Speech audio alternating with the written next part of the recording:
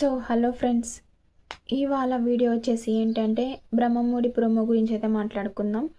So ఈరోజు కొంచెం కొత్తగా ఇంట్రెస్టింగ్గా సీరియల్ అయితే ఉండబోతుంది. ఎందుకంటే కావ్య ఇంకా రాజ్ కూతురు సేమ్ కావ్య లాగానే ఫేస్ కట్అవుట్తో అయితే వస్తుంది. ఇక అటు పక్కన ఏమో అక్క కొడుకు స్వరాజ్ సేమ్ రాజ్ లెక్క అయితే ఉండబోతున్నాడు.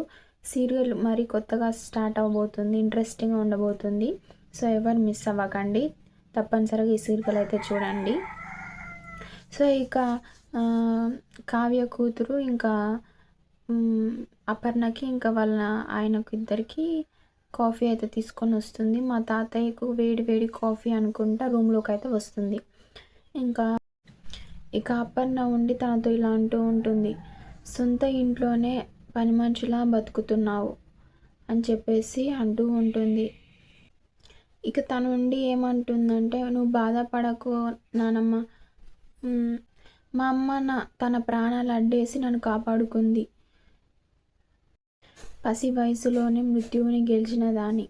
మా అమ్మ నాన్న ఆశయాల కోసం తప్పనిసరిగా నేను వాళ్ళ ఆశయాన్ని నిలబెడతాను అని చెప్తుంది.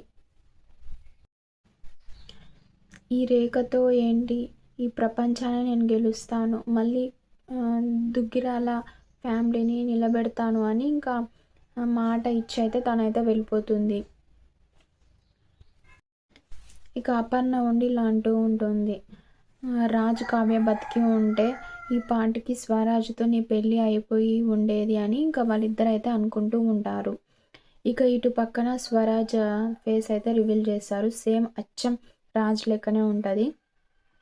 సో వాటర్ పట్టుకోవడానికని గల్లీలో ఒక ట్యాంకర్ కోసం అందరు వెళ్తారు కదా, ఆడవాళ్ళు మగవాళ్ళందరూ. సో స్వరాజ్ ఒక్కడు అట్లా మగవాడిగా వెళ్తారు. ఆ ఆడవాళ్ళందరూ ఇంకా తన మీదకి ఫైటింగ్కి అయితే వెళ్తారు. ఇక రాజు ఒక ఆంటీతో అయితే గొడవ పెట్టుకుంటాడు. ఇంకా రాజు ఆమె తల పట్టుకుంటాడు. ఇంకా ఆమె రాజు తల పట్టుకొని ఇంకా ఫైటింగ్ అయితే జరుగుతూ ఉంటుంది.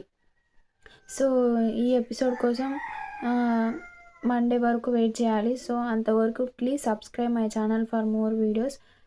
మరిన్ని వీడియోస్ కోసం నా ఛానల్ని సబ్స్క్రైబ్ చేసుకోండి.